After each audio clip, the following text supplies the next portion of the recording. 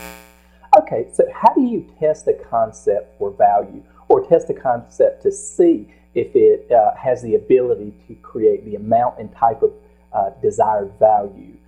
Because that question or that decision is instrumental in determining whether the concept is a valid idea to pursue or to continue in attempt to exploit. So in that way, there's several things that you're going to have to look at. So I want to try and give you a checklist or things that you can ask about your idea or concept that will help you flesh it out a little bit, and basically that will facilitate you in coming to the conclusion of whether the idea is indeed an opportunity worthy of exploitation. So first, ask yourself, what is the nature of the opportunity? Basically, what type of business will it be? Will it be service? Will it be product? Will it be information? Will it be what type of thing does it do to transmit value? And then say, well, what type of value does it transmit to the end user or customer or client? Does it meet a need of the customer or client? Does it fulfill a want? Does it some way make a process easier? Does it does it meet some high level of need or self-fulfillment of the individual, that is, such as expanding on knowledge or learning or interconnectivity with others, something of that nature that in some way is valued by the individual. So, okay, what is it that's overly compelling about the business? What will make the customer, client, or end user prefer or want to use your method of transmitting that value?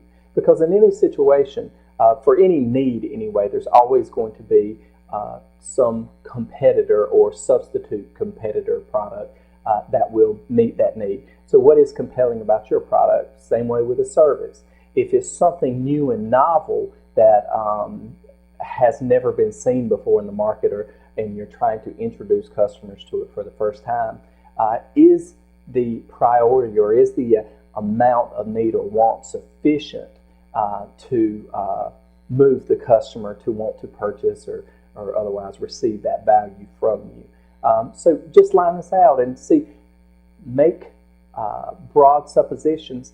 This will allow you later to go back and test those through market research to understand more about your potential customer to your or end user, because without understanding them, it's difficult to ascertain for sure the extent to which your value proposition is desired by the customer and end user.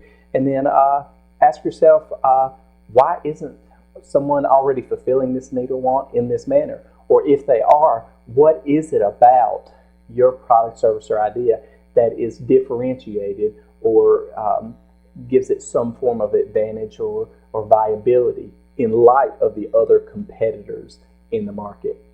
So say you're going to address a need that's been met before. You're going to introduce a new type of milk. Okay, well, there are several brands and types of milk out there. What is it about your product that is going to allow it to compete in this market? Given the long history and the size of the other milk competitors, the price is already pushed down very low, so there's very little profit margin. So how is it that you're going to compete and grab some market share from them in amount sufficient enough to sustain the business? Well, take for example organic milk. This is a niche market that appeals to a certain group. It's differentiated in a way that a certain percentage of the population or a certain number of end users value. Okay, take for example a service.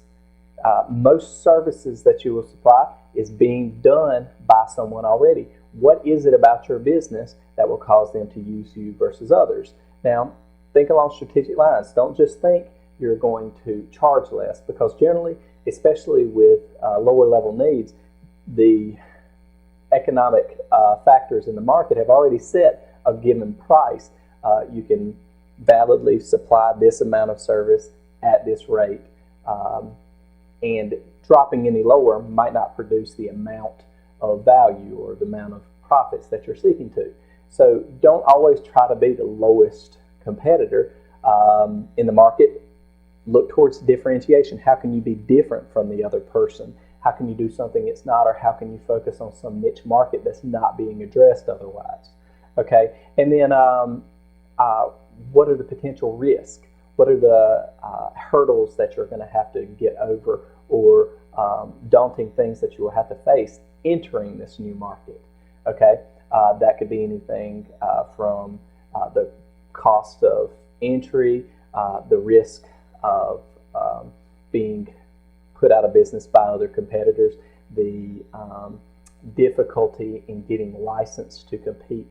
All of the typical barriers to entry, you can look at those and see, okay, which of these stand in the way of me and my idea or business entering the market? And then are there any big gaps or hurdles that you haven't addressed in thinking about how you're going to get from A to Z? And these are the things that that may not be uniform in the market. It may be, okay, I'm located here. How am I going to conduct business there? I'm in an area where there's a strong brand recognition already of a competitor product, etc. All of these could be considerations. So these are the general things that you're going to have to look at up front to determine whether the concept is viable, whether it has the potential to create value, and if so, in the amount desired.